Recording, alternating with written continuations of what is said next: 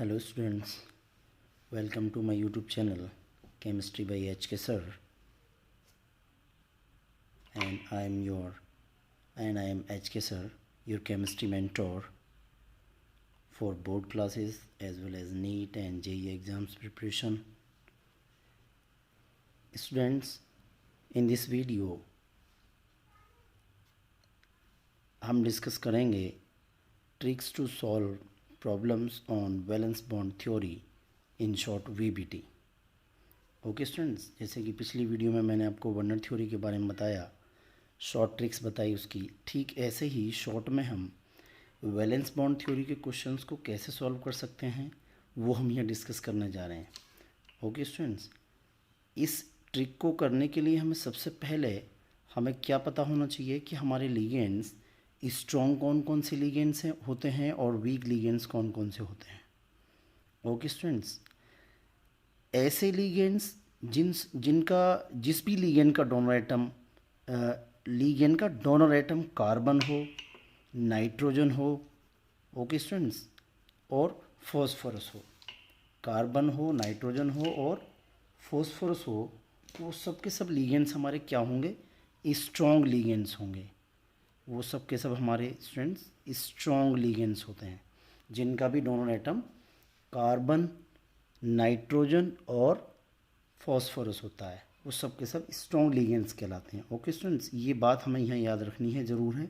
इसी पर हम क्वेश्चन कर पाएंगे तभी, इसी बेस पर। ओके स्टूडेंट्स, और वो सभी लिगेंड जिनके डोनर एटम या तो ऑक्सीजन दिखे हमें, या सल्फ़र हो, या हेलोजन में से कोई हो, उन सभी लिगेंड्स को हम वीक लिगेंड्स कहेंगे। क्या कहेंगे स्टूडेंट्स? उन सभी को हम वीक लिगेंड्स कहेंगे, जिनका भी डोनर एटम ऑक्सीजन हुआ, सल्फ़र हुआ और हेलोजन हुआ। जैसे हेलोजन में तो खुद हमारे ये फ्लोरीन, क्लोरीन, ब्रोमीन, आयोडीन ये आ जाता है। और जैसे H2O का क्या होगा? ऑक्सीजन होगा, तो H2O एक वीक लिगेंड है। जैसे हमारा SO2 अगर लिगेंड का काम करने लग जाए, या जैसे हमारा HCN हम लिखें, HCN, तो HCN अगर सल्फ़र से बॉन्ड बना रहा है, सो दैट मेटल के साथ में, सेंट्रल मेटल के साथ में, दैट मीन्स ये वीक लिगेंड का काम कर रहा है। लेकिन अगर ये नाइट्रोजन के साथ बॉन्ड बना रहा है, दैट मीन्स ये स्ट्रॉन्ग लिगेंड का काम कर रहा है वहाँ पर। यहाँ ये स्ट्रॉन्ग हो गया, लेकिन अगर सल्फ़र के साथ बॉन्ड बना रहा तो ये वीक हो गया स्टूडेंट्स। ओके, तो हमें देखना है कि जो हमारा लिगेंड है उसका डोनर एटम कौन है। कार्बन के साथ देखें, जैसे कि हमारा कार्बोनाइल ग्रुप स्ट्रॉन्गेस्ट लिगेंड होता है हमारा, राइट। और अकॉर्डिंग टू स्पेक्ट्रोकेमिकल सीरीज, जो प्रैक्टिकल बेस्ड सीरीज़ है हमारी, उसके बेस पर आपने देखा होगा सबसे स्ट्रॉन्ग लिगेंड है अमोनिया, हमारा स्ट्रॉन्ग लिगेंड की तरह काम करेगा। फॉस्फोरस का अगर बात करें, फॉस्फीन स्ट्रॉन्ग लिगेंड की तरह काम करेगा। ओके स्टूडेंट्स, तो हमें ध्यान रखना है, जैसे NO2 भी अगर आ जाए, एम्बिडेंट लिगेंड है, अगर N से बॉन्ड बना रहा है तो स्ट्रॉन्ग हुआ। हालांकि ये एम्बिडेंट है तो ONO से भी बना लेगा, तो फिर ये वहाँ पर वीक का काम करेगा। ओके स्टूडेंट्स, तो वैलेंस बॉन्ड थ्योरी के क्वेश्चन करने के लिए सबसे पहले हमें पता होना चाहिए लिगेंड्स के बारे में, लिगेंड की स्ट्रेंथ के बारे में, कि लिगेंड हमारा कैसा है, स्ट्रॉन्ग है कि वीक है, राइट। और उसके लिए हमारे पास ये ट्रिक है कि जिस भी लिगेंड का donor atom carbon, nitrogen, phosphorus है, वो सब के सब स्ट्रॉन्ग लिगेंड होते हैं, और जिन लिगेंड का डोनर एटम सल्फर, ऑक्सीजन और हेलोजन है, वो वीक लिगेंड होते हैं। कुछ एक में एम्बिडेंट वालों में हमें ध्यान रखना है कि कब किसके साथ बॉन्ड बना रहा है। ओके स्टूडेंट्स, तो फिर हम इसके क्वेश्चन करेंगे कैसे? फिर हम इसके क्वेश्चन स्टार्ट करेंगे। ट्रिक हमारी टू ये है कि हम दो केस में इसको बांट रहे हैं, वही कि स्ट्रॉन्ग लिगेंड वाला केस और वीक लिगेंड वाला केस। स्ट्रॉन्ग लिगेंड का क्या है? स्ट्रॉन्ग लिगेंड फील्ड जो होता है, या स्ट्रॉन्ग लिगेंड जो होता है हमारा, वो पेयरिंग कर देता है इलेक्ट्रॉनों की हुंस रूल के अपोजिट जाकर। जबकि जो वीक लिगेंड होगा हमारा बच्चों, वो इलेक्ट्रॉन्स की पेयरिंग नहीं कर पाता हुंस रूल के अपोजिट जाकर, राइट। यानी जैसी कंडीशन हमें ग्राउंड स्टेट में दिखती है, ग्राउंड स्टेट में इलेक्ट्रॉनिक कॉन्फ़िगरेशन दिखता है, ठीक उसी प्रकार का दिखता है एक्साइटेड स्टेट में। लेकिन स्ट्रॉन्ग के केस में क्या है? ग्राउंड स्टेट से जब हम एक्साइटेड स्टेट पे पहुंचते हैं तो इलेक्ट्रॉनों की पेयरिंग हो जाती है। ओके स्टूडेंट्स, अब इसमें हमें समझना क्या है कि एक तो हमारे सामने कॉम्प्लेक्स लिखा होगा, कोऑर्डिनेशन कंपाउंड लिखा होगा, राइट। उसका फॉर्मूला लिख के सबसे पहले हमें उसमें पहचानना है कि लिगेंड हमारा किस प्रकार का है, स्ट्रॉन्ग है कि वीक है। हम समझ जाएंगे स्ट्रॉन्ग लिगेंड है, स्ट्रॉन्ग वाले कौन से होते हैं? जिनका डोनर एटम ये होता है। या फिर वीक है, वीक कौन से होते हैं? जिनके डोनर एटम ये होते हैं, राइट। एग्जाम्पल्स आपको याद कर लेना है इनके। ये पहचानने के बाद हम देखेंगे कि भाई स्ट्रॉन्ग वाला पेयरिंग कर देगा, वीक वाला पेयरिंग नहीं कर पाएगा, तो हम सीधे फिर कैसे करने लगेंगे? स्ट्रॉन्ग के केस में हमें ध्यान रखना है कि अगर हमने इलेक्ट्रॉनिक जो कॉम्प्लेक्स हमें दिया जाएगा उसका जो सेंट्रल एटम होगा हम उसका अब्बा रूल से इलेक्ट्रॉनिक कॉन्फ़िगरेशन बना लेंगे, राइट। 1s2 वाला, तो वहाँ हमें डी सबसेल में इलेक्ट्रॉन दिखाई दे जाएंगे जब हम इलेक्ट्रॉनिक कॉन्फ़िगरेशन कर लेंगे।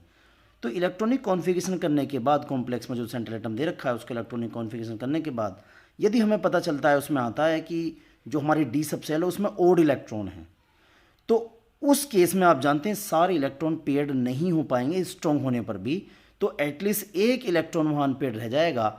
दैट मीन्स फिर आप कह सकते हैं कि वो हमारा जो है क्या है, कॉम्प्लेक्स वीकली पैरामैग्नेटिक हो जाएगा ओड होने पर। लेकिन अगर हमने इलेक्ट्रॉनिक कॉन्फ़िगरेशन किया और डी सबसेल में हमारे इवन नंबर में इलेक्ट्रॉन आते हैं जैसे D6, D4, D8, right, D4, D6, D8, D10 तो ऑलरेडी पेयर्ड हो गए। तो अगर अगर 8, 6, 4 में इसमें दिख रहा है, इवन नंबर में दिख रहे हैं डी सबसेल में इलेक्ट्रॉनिक कॉन्फ़िगरेशन करने के बाद, तो स्ट्रॉन्ग लिगेंड सबको पेयरिंग में ले जाएगा, कॉम्प्लेक्स हमारा डायामैग्नेटिक हो जाएगा। ये चीज़ आपको बाहर से पता लग जाएगी अगर आपने याद कर लिया कि लिगेंड स्ट्रॉन्ग है कि वीक है, राइट। ऑड इलेक्ट्रॉन अगर आए तो सारे पेयर नहीं हो पाएंगे, और इवन में पेयर हो जाएंगे। इसके एक दो एक्सेप्शन है, इवन का एक दो एक्सेप्शन है। जैसे एक है हमारा NiCO को होल 4, ओके स्टूडेंट्स, NiCO को होल 4 हमारा इसका एक एक्सेप्शन है। एक और इसका एक्सेप्शन है हमारा, एक कॉम्प्लेक्स है हमारे पास, आई थिंक एक है हमारा इसका एक्सेप्शन, ये वाला हमारा इसका एक एक्सेप्शन है NiNS3 को होल 6। डी में 8 आते हैं या इवन नंबर में हैं, लेकिन मतलब बताना क्या चाह रहा हूँ मैं एक्चुअली स्टूडेंट्स कि मोस्टली होगा तो डायामैग्नेटिक ही। स्ट्रॉन्ग के केस में आपको क्या क्या चीज़ें देखने को मिलेंगी वो मैं बता रहा हूँ कि स्ट्रॉन्ग लिगेंड हमने पहचान लिया कि लिगेंड हमारा स्ट्रॉन्ग है, तो उसके बाद हम क्या करेंगे, ये कन्फर्म बात है कि मोस्टली लो स्पिन वाला होगा। अगर लिगेंड स्ट्रॉन्ग है, whether it is tetrahedral, square planar और ऑक्टाहेड्रल, यदि लिगेंड स्ट्रॉन्ग है तो लो स्पिन वाला होगा, मतलब कि इलेक्ट्रॉन्स पेयर्ड दिखाई देंगे ज़्यादातर, राइट। अनपेयर्ड इलेक्ट्रॉन जीरो होंगे, that means dipole moment zero हो जाएगा, ओके स्टूडेंट्स। इवन नंबर के केस में है, इवन में, ओड में तो अगर 7 हुए तो वो 6 की पेयरिंग कर पाएगा तो एक अनपेयर्ड रह जाएगा, तो उस केस में कुछ डाइपोल मोमेंट भी आ जाएगा। तो ओड वाला केस हमें बस देख के चलना है। हाइब्रिडाइजेशन कोऑर्डिनेशन नंबर 4 होगी। स्ट्रॉन्ग लिगेंड के केस में मोस्टली आपको DsP2 देखने को मिलेगा और कॉम्प्लेक्स हमारा स्क्वायर प्लेनर ज्योमेट्री उसकी हो जाएगी DsP2 के केस में। कोऑर्डिनेशन नंबर 6 होगी।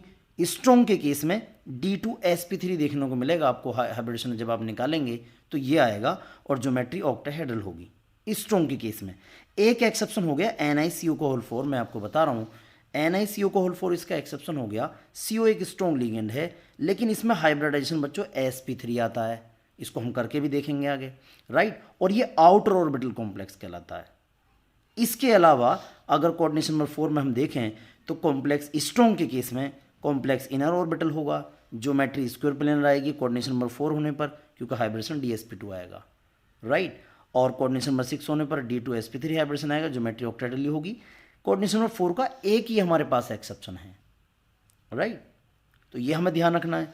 अदरवाइज मैं ये बताना चाह रहा हूँ आप लोगों को कि हम ओड इवन देख लेंगे बस कि डी में हमारे किस हिसाब से इलेक्ट्रॉन आए हम बता देंगे। वीक में इसके उल्टा हमें देखने को मिलेगा।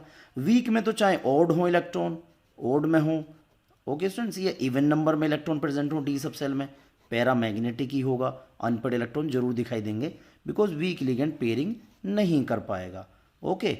हाई स्पिन होगा, हाई स्पिन होगा इलेक्ट्रॉन्स, एक सब सेल में एक इलेक्ट्रॉन होता है ऑर्बिटल के अंदर तो वो ज़्यादा स्पिन करेगा क्योंकि वो फ्रीली मोशन करेगा, स्पिन करेगा। लेकिन जब पेयर्ड हो जाते हैं तो पेयर्ड होने पर एक दूसरे की स्पिन को वो कैंसिल करते हैं तो वहाँ स्पिन कम हो जाती है, ओके। आउटर ऑर्बिटल ही होंगे, यानी डी के आउटर वाले ही पार्टिसिपेट करेंगे, डी सब सेल के आउटर डी ऑर्बिटल ही पार्टिसिपेट करेंगे हाइब्रिडेशन में, इसलिए कॉम्प्लेक्स आउटर डी ऑर्बिटल हो जाएगा, ओके स्टूडेंट्स। इसमें ऐसे ही देखने को मिलेगा। अनपेयर्ड इलेक्ट्रॉन 1 होने पर मैग्नेटिक मूवमेंट ऐसे बता देंगे, 2 होने पर मैग्नेटिक मूवमेंट इतना हो जाएगा। यानी आप देख सकते हैं जो 2 वाली वैल्यू है उसी के हिसाब से अनपेयर्ड इलेक्ट्रॉन आएगा, मैग्नेटिक मूवमेंट आएगा। अनपेयर्ड 2 हैं तो मैग्नेटिक मूवमेंट की वैल्यू में भी आपको 2 पॉइंट दिखाई देगा, राइट। अनपेयर्ड 1 है तो मैग्नेटिक मूवमेंट की वैल्यू में भी आपको 1 दिखाई देगा, ऐसा आप याद रख सकते हैं। ऐसी 3 वाले में 3.82 कुछ ऐसी आ जाएगा, 4 वाले में 4.89 ऐसे ही आ जाएगा अनपेयर्ड इलेक्ट्रॉन 4 होने पर, okay students. Hybridisation coordination number 4 होने पर यहाँ पर sp3 ही आएगा 100% वीक लिगेंड होने पर। कोऑर्डिनेशन नंबर 6 होने पर sp3 d2 ही आएगा ज्योमेट्री ऑक्टाहेड्रल होगी, sp3 पर टेट्राहेड्रल होगी। ये सब इन्फॉर्मेशन ही हमसे पूछी जाती हैं वीबीटी के ऊपर। सीधे थ्योरी में दे सकता है क्वेश्चन, या आप लोगों ने सैम्पल पेपर्स किए होंगे तो उसमें ऑब्जेक्टिव में भी क्वेश्चन दे रखे हैं। 2 कॉम्प्लेक्स लिख दिए, इनके बारे में इन्फॉर्मेशन बताइए। हमने ओसवाल किया है या अरिहंत किया है हमने, उसमें सब में ये दिया हुआ है। इस तरह के क्वेश्चंस वीबीटी में यही इन्फॉर्मेशन हमसे पूछी जाती हैं। स्ट्रॉन्ग के केस में लो स्पिन होगा, इनर ऑर्बिटल होगा, अनपेड इलेक्ट्रॉन कम दिखाई देंगे, बस ओड के केस में दिखाई दे सकते हैं, ठीक है। इवन में नहीं दिखेंगे। इवन में हमें ध्यान रखना है, एक एक्सेप्शन हमारे पास ये है, इवन इसमें हम क्या करें, इसमें इनर ऑर्बिटल भी तो कह रहे हैं, लेकिन NiCO को होल 4 आउटर ऑर्बिटल है, क्योंकि हाइब्रिडेशन sp3 आता है। स्ट्रॉन्ग लिगेंड होने के कारण CO क्या करता है बच्चों, इसके इलेक्ट्रॉनों को निकाल कर, अगर हम बात करें इसमें ज़रा देखें तो ये S के इलेक्ट्रॉनों को निकाल कर D में भेज देता है, पेयरिंग कर देता है, D फुली फिल्ड हो जाता है। ओके स्टूडेंट्स, और आगे S और P पूरी तरह से हमें खाली अवेलेबल हो जाते हैं। तो इसलिए मैं आपसे ये कह रहा हूँ, इस तरह के ये क्वेश्चंस हैं, ये इसमें मैंने कर रखे हैं, इन्हें आप देखें, करके देखें। मेनली वीबीटी के ऊपर बात कर रहे हैं हम। वीबीटी में मैं आपको ये बता रहा हूँ कि शॉर्ट ट्रिक सीधे ये है कि लिगेंड की नेचर पहचान करके हम पता कर लेंगे स्ट्रॉन्ग है तो ये इन्फॉर्मेशन वहाँ निकल के आएंगी। कौन कौन सी, लो स्पिन ये वाली, अनपेड इलेक्ट्रॉन 0 कम होंगे, हाइब्रिडेशन ये आएगा, ज्योमेट्री ये आएंगी, राइट, इनर ऑर्बिटल होगा कॉम्प्लेक्स, ये सभी हमसे पूछा जाता है वीबीटी में। एक्सेप्शंस केसेस इसके हमें याद रखने हैं। वीक लिगेंड होने पर ये इन्फॉर्मेशन आएंगी। लिगेंड को पहचान लिया तो आधा क्वेश्चन अपने आप कर लोगे। ऑब्जेक्टिव पैटर्न में तो यही चीज़ हमारे लिए काम कर जाएगी। अगर थ्योरी में एग्जाम में क्वेश्चन आता है तो फिर हम क्या करेंगे, फिर हम एग्जाम्पल्स कर करके देख लेंगे इस तरह से। ग्राउंड पहले उसका जनरल इलेक्ट्रॉनिक कॉन्फिगरेशन बनाएंगे, कॉम्प्लेक्स में स्टेट देखेंगे उसकी सेंट्रल एटम की, और फिर ग्राउंड स्टेट बना लेंगे। ग्राउंड स्टेट के बाद में पता लगाएंगे कि भाई लिगेंड कैसा है, स्ट्रॉन्ग है कि वीक है, और फिर एक्साइज स्टेट में उसी हिसाब से अगर वीक हुआ तो पेयरिंग नहीं कर पाएगा, जैसा कॉन्फिगरेशन हुआ ऐसा ही रह जाएगा, राइट। स्ट्रॉन्ग हुआ तो स्ट्रॉन्ग में जरा आप देखें, एक्सेप्शन केस में बता रहा हूँ कैसे। निकल है यहाँ पर देखो, डी में 8 आ गए, जनरल में करा, स्टेट कितनी है +2 है, 2 S के इलेक्ट्रॉन चले जाएंगे, करके देखा हमने ग्राउंड स्टेट में। अब अमोनिया एक स्ट्रॉन्ग लिगेंड है तो ये पेयरिंग कर देगा, दैट मीन्स ये 8 इलेक्ट्रॉन हो जाएंगे। अब यहाँ पर एक इलेक्ट्रॉन, एक और डी का ऑर्बिटल खाली अवेलेबल हो रहा है, लेकिन यहाँ ऐसा नहीं हो पाएगा कि एक यहाँ आए और एक आगे का है। क्या होगा, इसमें नहीं जा पाएगा, दोनों डी के ये वाले पार्टिसिपेट करेंगे। सो sp3d2, डी बाद में आ रहा है, that means outer orbital complex हुआ स्टूडेंट्स। जबकि स्ट्रॉन्ग लिगेंड होने पे तो कैसा होना चाहिए था, इनर होना चाहिए था, लेकिन ये एक्सेप्शनल केस में ये वाला पार्टिसिपेट नहीं कर पाएगा, यहाँ लिगेंड अप्रोच नहीं कर पाएगा। ओके स्टूडेंट्स, तो ऐसे ही मैं ये बता रहा हूँ, ये एक्सेप्शनल केसेस हैं, बाकी ज़्यादा जगह पर कहीं पर एक्सेप्शन है नहीं। आप इन्हें स्टडी करें, एग्जाम्पल्स को कर करके देखें, इनसे बाहर एग्जाम में आपके नहीं आएंगे, राइट। और डायरेक्ट ट्रिक तो ये हो ही गई आपके पास, ठीक है, कि स्ट्रॉन्ग के केस में ऐसा ऐसा होगा, वीक के केस में ऐसा होगा, ठीक। एक्सेप्शन NiCO को होल 4 का भी एक्सेप्शन है, ठीक है, ये मैंने आपको बताया ही है NiCO को होल 4 का। क्यों हो रहा है ऐसा, कि ये जो है यहाँ पेयरिंग कर देगा और ये इलेक्ट्रॉन हो जाएंगे, एक S का और 3 P के अवेलेबल हो जाएंगे।